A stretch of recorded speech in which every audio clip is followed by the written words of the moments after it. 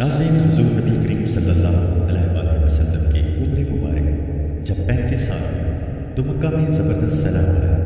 قریش نے سیلاب سے محفوظ رہنے کے لیے ایک بند بنا رکھا تھا، مگر یہ سیلاب اتنا زبردست تھا کہ بند توڑ کر کعبے میں داخل ہو گیا۔ پانی کے زبردست ریلے اور پانی کے اندر جمع ہونے کی وجہ سے کعبے کی دیواروں میں شگاف پڑ گئے۔ اس سے پہلے ایک مرتبہ یہ دیواریں آگ لگ جانے کی وجہ سے کمزور ہو چکی تھی، اور یہ واقعہ اس طرح ہوا تھا کہ ایک مرتبہ کوئی عورت کعبے کو دھونی دے رہی تھی کہ اس آگ میں سے ایک چنگاری اٹھ کر کعبے کے پردوں تک پہنچ گئی۔ اس سے پردوں کو آگ لگ گئی اور دیواریں تک جل گئی۔ اس طرح دیواریں بہت کمزور ہو گئی تھیں۔ یہی وجہ تھی کہ سیلاب نے ان کمزور دیواروں میں شگاف کر دی۔ حضرت ابراہیم علیہ السلام نے کعبے کی جو دیواریں اٹھائی تھیں وہ 9 گز اونچی تھی، ان پر چھت نہیں تھی۔ لوگ کعبے کے لیے نذرانے وغیرہ لاتے تھے، یہ نذرانے کپڑے اور خوشبوئیں وغیرہ ہوتی تھی۔ کعبے کے اندر جو کنواں تھا یہ سب نذرانے اس کنویں میں ڈال دیے جاتے تھے۔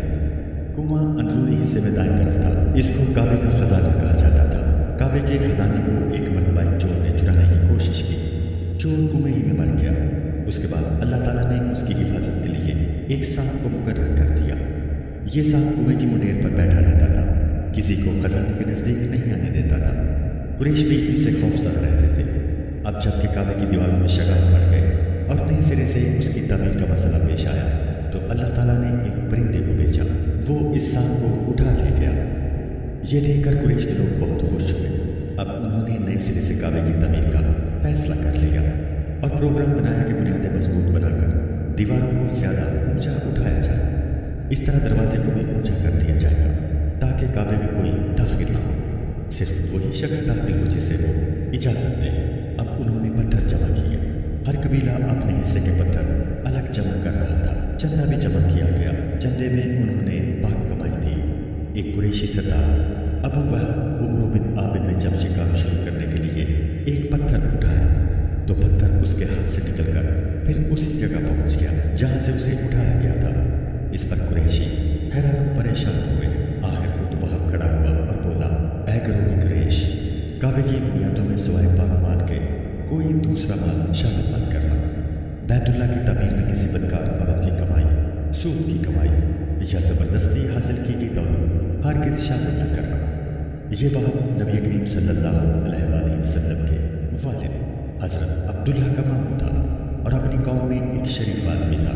جب قریش کے لوگ خانہ کعبہ کی تعمیر کے لیے پتھر ڈھو رہے تھے تو ان کے ساتھ نبی کریم صلی اللہ علیہ وآلہ وسلم بھی پتھر ڈھونے میں شریک تھے۔ آپ پتھر اپنی گردن پر رکھ لا رہے تھے۔ تعمیر شروع کرنے سے پہلے قریش کے لوگوں نے خوف محسوس کیا کہ دیواریں گرنے سے کہیں ان پر کوئی مصیبت نہ نازل ہو جائے۔ آخر ایک سردار ولید بن مغیرہ نے کہا، کعبے کی دیواریں گرانے سے تمہارا ارادہ اصلاح اور مرمت کا ہے یا اس کو خراب کرنے کا؟ جواب میں لوگوں نے کہا، ظاہر ہے ہم تو مرمت اور اصلاح چاہتے ہیں۔ یہ سن کر ولید نے کہا، تب پھر سمجھ لو اللہ تعالیٰ اصلاح کرنے والوں کو برباد نہیں کرتا۔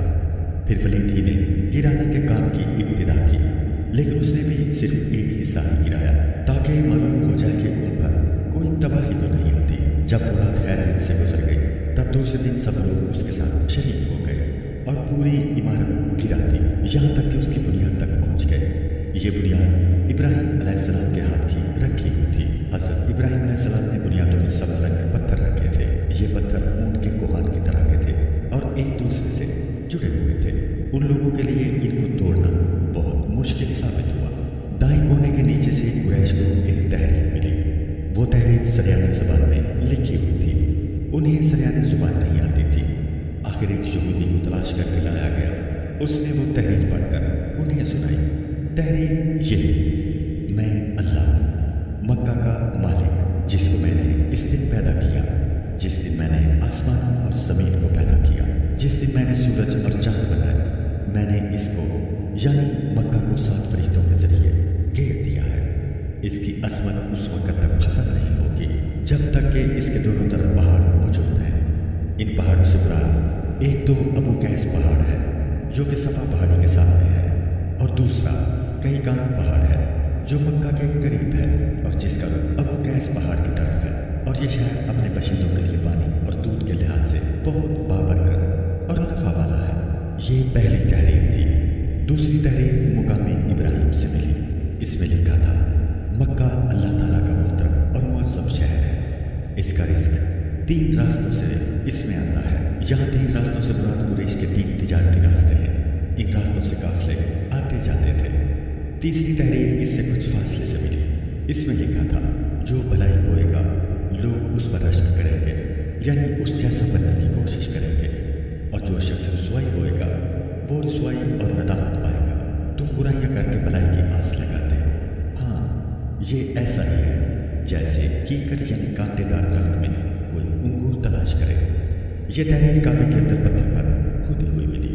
کعبے کی تعمیر کے سلسلے میں قریش کو پتھروں کے علاوہ لکڑی کی بھی ضرورت تھی، چھت اور دیواروں میں لکڑی کی ضرورت تھی۔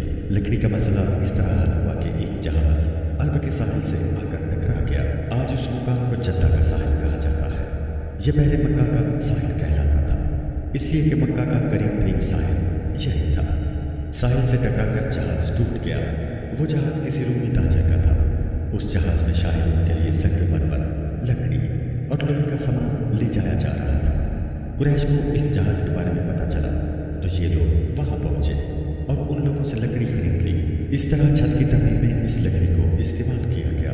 آخر خانہ کعبہ کی تعمیر کا کام حجر اسود تک پہنچ گیا۔ اب یہاں ایک نیا مسئلہ پیدا ہو گیا۔ سوال یہ پیدا ہوا کہ حجر اسود کون اٹھا کر اس کی جگہ پر رکھے گا؟ ہر قبیلہ یہ فضیلت خود حاصل کرنا چاہتا تھا۔ یہ جھگڑا اس حد تک بڑھا کہ مرنے مارنے تک نوبت آ گئی۔ لوگ ایک دوسرے کو قتل کرنے پر تل گئے۔ آخر وہ سب بیت اللہ میں جمع ہوئے۔ ان لوگوں میں ابو امیہ بن مغیرہ تھا، جو پورے قبیلے میں سب سے زیادہ عمر والا تھا۔ یہ ام المومنین سیدہ ام سلمہ رضی اللہ تعالیٰ عنہا کا باپ تھا، قریش کے انتہائی شریف لوگوں میں سے تھا۔ اس وقت اس شریف جھگڑے کو ختم کرنے کے لیے اس نے ایک حل پیش کیا۔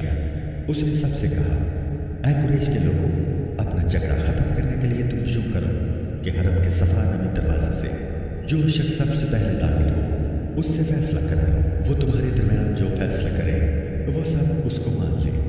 یہ تجویز سب نے مان لی۔ آج اس دروازے کو باب السلام کہا جاتا ہے۔ یہ دروازہ رکن یمانی اور رکن اسود کے درمیانی حصہ کے سامنے ہے۔ اللہ کی قدرت کہ اس دروازے سے سب سے پہلے حضور نبی کریم صلی اللہ علیہ وآلہ وسلم تشریف لائے۔ قریش نے جیسے ہی آپ کو دیکھا پکار اٹھے، یہ تو امین ہے، یہ تو محمد ہے، ہم ان پر راضی ہیں۔ اور ان کے ایسا کہنے کی وجہ یہ تھی کہ قریش اپنے آپس کے جھگڑوں کے فیصلے آپ صلی اللہ علیہ وآلہ وسلم سے کرایا کرتے تھے۔ آپ صلی اللہ علیہ وآلہ وسلم کسی کی بیجا حمایت نہیں کرتے تھے، نہ بلا وجہ کسی کی مخالفت کرتے تھے۔ آپ صلی اللہ علیہ وآلہ وسلم نے فرمایا، ایک چادر لے آؤ۔ وہ لوگ چادر لے آئے۔ آپ صلی اللہ علیہ وآلہ وسلم نے اس چادر کو بچھایا اور اپنے دست مبارک سے حجر اسود کو اٹھا کر اس چادر پر رکھ دیا۔ اس کے بعد آپ صلی اللہ علیہ وآلہ وسلم نے ارشاد فرمایا، ہر قبیلے کے لوگ اس چادر کا ایک ایک کنارہ پکڑ لیں، پھر سب مل کر اس کو اٹھائیں۔ انہوں نے ایسا ہی کیا۔ چادر کو اٹھائے ہوئے وہ اس مقام تک آ گئے جہاں حجر اسود کو رکھنا تھا۔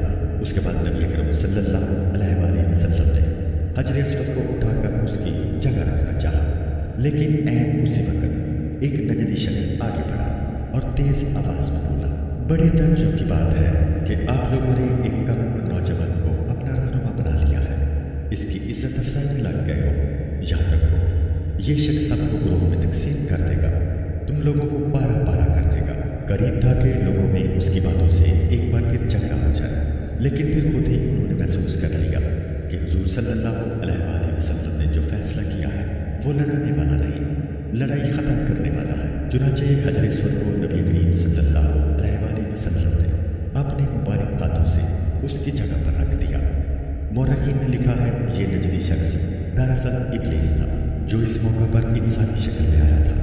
جب کعبے کی تعمیر مکمل ہو گئی تو قریش نے اپنے بتوں کو پھر سے اس میں سجا دیا۔ کعبے کی یہ تعمیر جو قریش نے کی چوتھی تعمیر تھی۔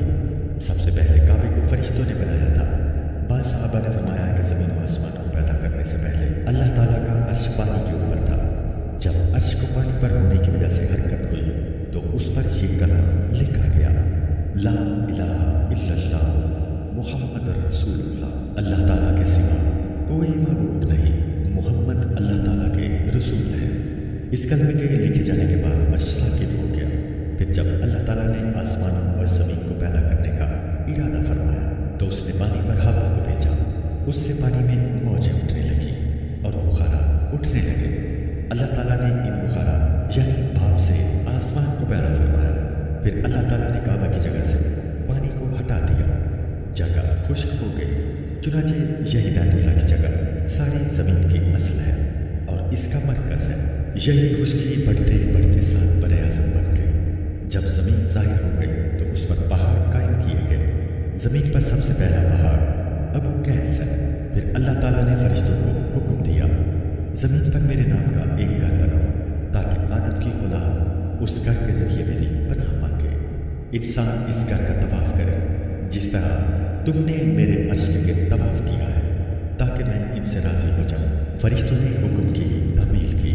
پھر آدم علیہ السلام نے خانہ کعبہ کی تعمیر شروع کی۔ اس کے بعد سیدنا ابراہیم علیہ السلام نے خانہ کعبہ کی تعمیر کی۔ اس طرح قریش کے ہاتھوں یہ تعمیر چوتھی بار ہوئی تھی۔